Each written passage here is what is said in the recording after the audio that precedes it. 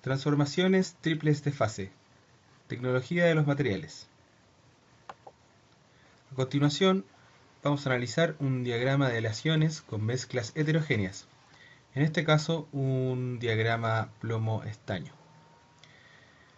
Bueno, en primer lugar debemos analizar las variables que contiene este gráfico. Partimos primero por el eje X, que en este caso serían las concentraciones de plomo y estaño, que parten por ejemplo aquí del 0, 20, 40, 60 a 100% de concentración de estaño, en lo contrario lo que sería el plomo. La segunda variable es la temperatura en grados centígrados. En este caso es para analizar qué ocurre con los cambios de fase de cada de los elementos. Bien, seguimos analizando entonces los componentes de este gráfico, de este diagrama, partiendo aquí abajo con lo que sería la suma de ambos sólidos, en este caso el sólido alfa y el sólido beta. Más arriba la fase líquida, a este costado acá tenemos el sólido alfa más el líquido, a este lado izquierdo tenemos el sólido beta más el líquido.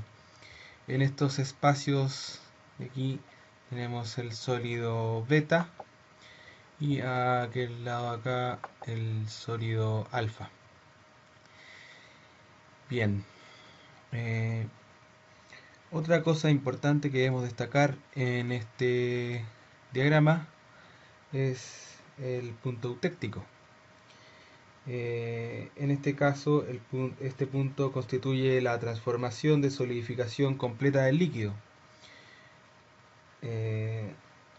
Para la aleación, en este caso de plomo-estaño, vemos que el punto de eutéctico ocurre a una temperatura de 183 grados centígrados, con una concentración de 61,9% de estaño en el sistema, quedándonos en esa zona verde o el punto, lo que es el punto eutéctico. Utilizando este mismo diagrama podemos obtener otros datos y realizar una serie de ejercicios a partir de esto. Por ejemplo, en esta misma aleación de plomo-estaño vemos una composición de 30% estaño y 70% plomo. Nos dice que se calienta a partir de 150 grados. Primero que todo identificamos aquí en el gráfico cuál sería el 30% de composición de estaño, trazando una línea, ¿cierto? Que sería la mitad entre 20 y 40, quedando aquí. Y nos dice que esta se calienta a partir de 150 grados. Clicamos acá en el eje Y y tenemos esta línea que se intercepta con este punto. Es decir, a partir de aquí, este comienza a calentarse. ¿Qué podemos preguntar con esto? ¿A qué temperatura comienza a formarse el líquido? Bien, sabemos que empieza a calentarse desde acá. Sabemos que va ascendiendo y que aquí esta zona es la zona alfa más el líquido. Por lo tanto, desde los 183 grados es la temperatura en la cual comienza a formarse el líquido. Ahora, ¿cuál sería la composición de fase líquida y fase sólida a esta temperatura? Bien, para eso tenemos que fijarnos en las líneas que contemplan este diagrama, ¿cierto? Partiendo, por ejemplo, desde acá. Y encontramos justamente este punto, que es donde el líquido tiene un 61% de estaño. Es decir, aquí estaría la composición líquida, o sea, 61%. Y la sólida, que es en este segmento de acá que habíamos visto inicialmente, es un 18,3%. Ahí tenemos entonces las composiciones de fase líquida y sólida a esta temperatura. Habiendo visto eso, podemos también preguntarnos, ¿cuál es la cantidad de líquido y sólido a esta temperatura? Para esto es necesario calcular y recordar que usamos la regla de la palanca, ¿cierto? Para eso identificamos los segmentos del sólido y líquido. Inicialmente esto que es el sólido, ¿cierto? El segmento alfa, que es lo opuesto, y el líquido, que vendría siendo este segmento, pues pasamos a utilizar este método de la palanca, ya habiendo identificado cuál sería el segmento del líquido y ya el segmento alfa, ¿cierto? Del sólido, ¿cierto? Con el 30% de concentración. Vemos aquí en la fórmula, aplicando el 30% menos 18,3 partido 61,9 menos 18,3%, ¿cierto? Porque es un porcentaje, lo que nos da un 26,8% de composición líquida. Fácilmente podríamos hacer lo opuesto, es decir, restar a 100 para determinar la composición de alfa, es decir, el sólido, lo que nos da un resultado de 73,2%. Pero podemos resolverlo de la misma manera que lo hicimos anteriormente, ¿cierto? Y obtenemos este mismo resultado del 73,2%. Aquí hicimos lo opuesto. Usamos el segmento alfa menos el 30% partido del 61,9 menos 18,3 de segmento, ¿cierto? Y obtenemos el mismo resultado, 73,2%. Bien, ahora, ¿a qué temperatura se funde esta aleación? Teniendo ya visto que esto es un 30%, nos vamos aquí a trazar nuevamente las líneas, ¿cierto? El 30%, y vemos a qué temperatura se funde, es decir, cuando pasa a otro estado. Trazamos esta línea que vemos acá y eso es cercano a 268 grados centígrados, ¿cierto? Que sería el punto de temperatura cuando se funde completamente esta aleación.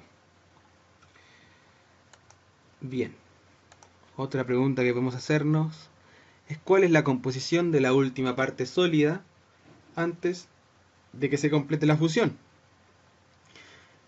Con esto mismo, es decir, viendo las líneas de este diagrama, podemos sacar las conclusiones. Sabemos que este es el último punto, ¿cierto? Antes de que se transforme en líquido, perdón, antes de la última parte sólida. Y para eso tratamos de trazar una línea lo más cercana posible, digamos, intentando identificar el porcentaje de la composición. Esto es la mitad de este rango entre 0 y 20. Debería ser entonces el 10% la última composición de la parte sólida antes de que se complete la fusión.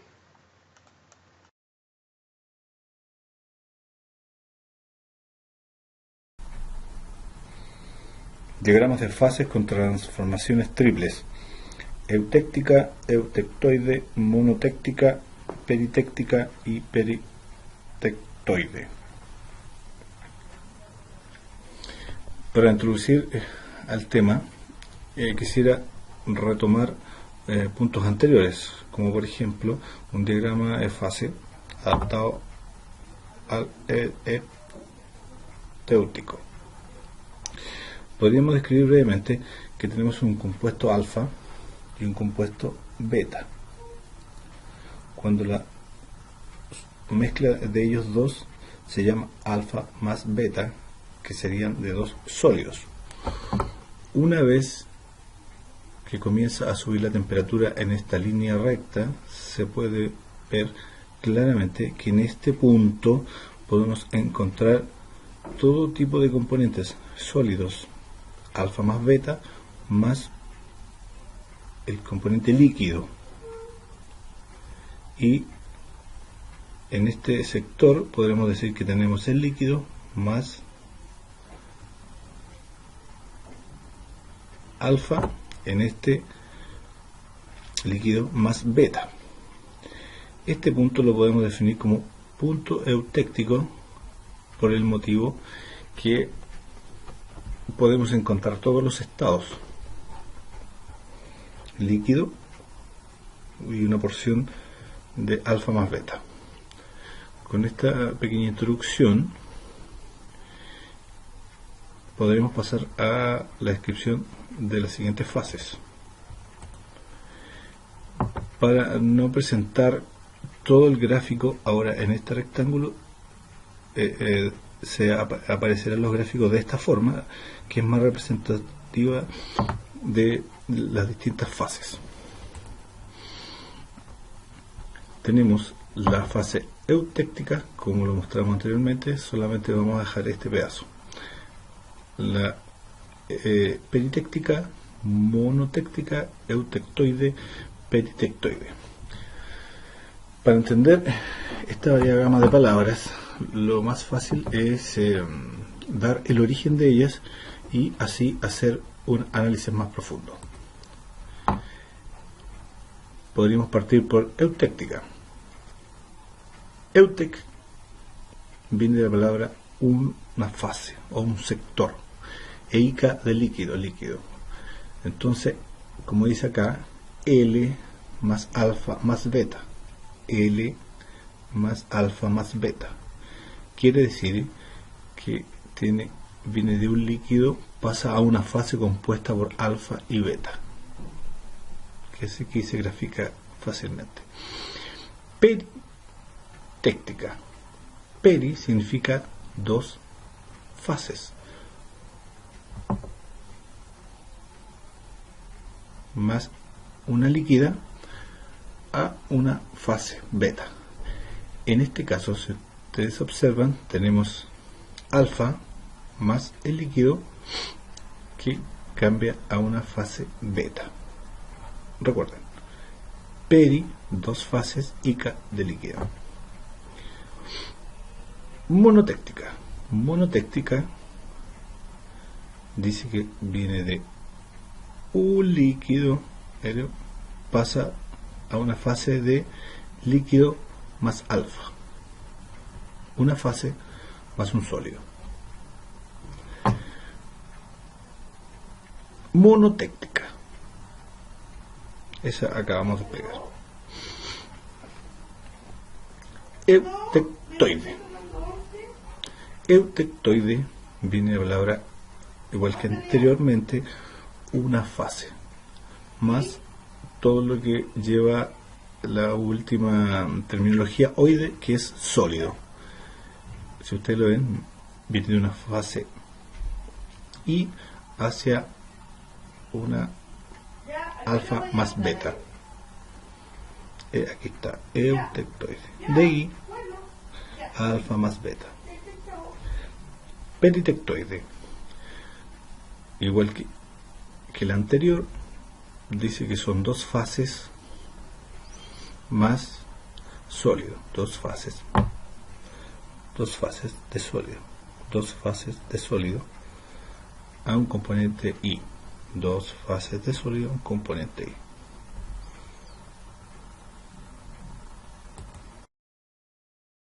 Análisis de transformaciones triples y cantidad de fases en cada transformación. Tenemos entonces que los diagramas de fases comparan el porcentaje de la composición de los elementos versus la temperatura del material. Y además nos permite visualizar el estado del material a una temperatura dada. Este estado es más comúnmente llamado fases en estos diagramas. En el análisis del diagrama podemos primero que todo localizar los puntos. Con esto podemos observar los porcentajes de composición considerando la temperatura. También podemos evaluar la fase de composición. Por último, podemos determinar también el estado de la microestructura a partir de la fase.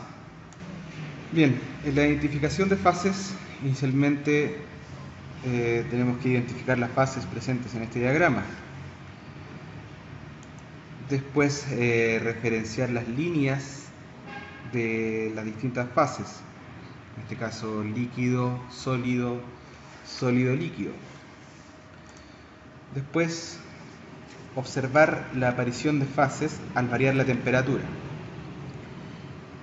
En este diagrama, por ejemplo, se observan microestructuras del diagrama hierro-carbono, en la cual vemos aparición de fase sólida a medida que disminuye la temperatura. Según sea la fase que aparezcan, aparecerán algunas estructuras, la de burita, austenita, grafito, etc. Según el cambio de la fase, estas solidifican sobre otras. Vamos ahí, en este caso, bueno, la línea que nos separa la fase líquida, el punto de cambio de fase y los cambios estructurales, la burita, austenita.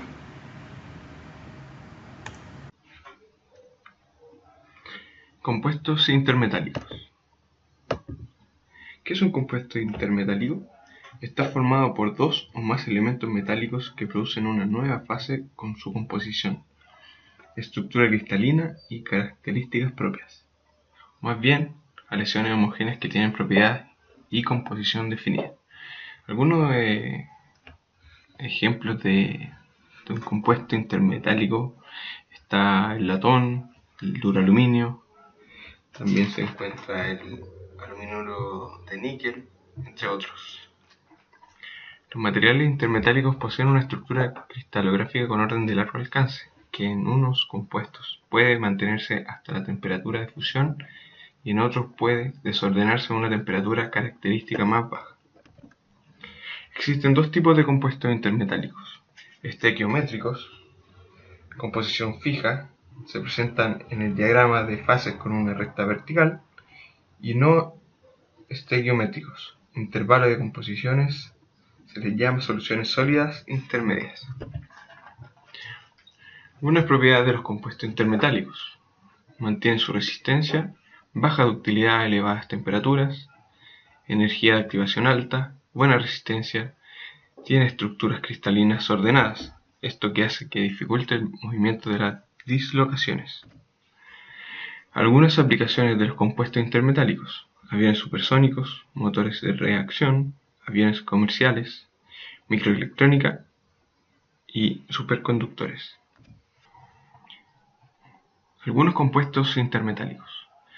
El compuesto de cromo con platino con frecuencia se utiliza para recubrir las navajas de la máquina de afeitar.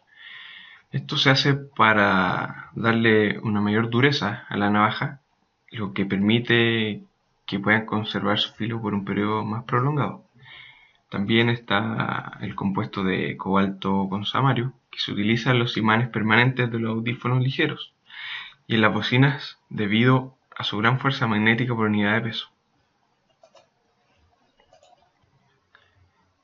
También existen los aluminuros de níquel, hierro y titanio. Estos tienen buena resistencia mecánica y resistencia a la oxidación a elevadas temperaturas. A temperaturas intermedias o bajas sus propiedades no superan al de las superaleaciones. Entre los compuestos intermetálicos en el área de aluminuros se encuentra el aluminuro de níquel. El aluminuro de níquel se mantiene ordenado hasta la temperatura de fusión, que son 1390 grados Celsius. Sus propiedades permiten considerar al aluminuro de níquel apto para su empleo en turbinas de gas y vapor, como también en la fabricación de pistones de automóviles, válvulas, tuberías, etc. También existe el duraluminio. Los duraluminios pertenecen a la familia de las aleaciones aluminio-cobre. El duraluminio contiene alrededor de 4% de cobre, 0,5% de magnesio, manganeso y hierro. Algunas propiedades del duraluminio son que elevada resistencia mecánica a temperatura ambiente y baja resistencia a la corrosión. Se usa además en la industria aeronáutica y automotriz. También está la cementita. La cementita es un constituyente de los aceros que tiene un 6,67% en peso de carbono y es un compuesto intermetálico de inserción. El carácter del enlace entre los átomos de hierro es puramente metálico. El del enlace que se produce entre los átomos de hierro y de carbono aún no ha sido establecido exactamente. La cementita destaca por ser un constituyente frágil con un alargamiento nulo y muy poca resiliencia.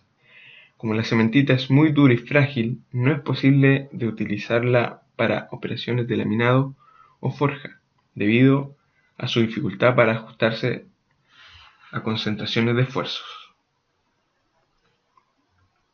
Dispersión de fases. El endurecimiento por dispersión es el incremento de la resistencia del material al mezclar más de una fase. Mediante el control apropiado del tamaño, forma, cantidad y propiedades individuales de las fases, se puede obtener una excelente combinación de propiedades. La mayoría de los materiales de ingeniería están compuestos por más de una fase, y muchos de estos materiales se diseñan para proveer un cierto nivel de resistencia.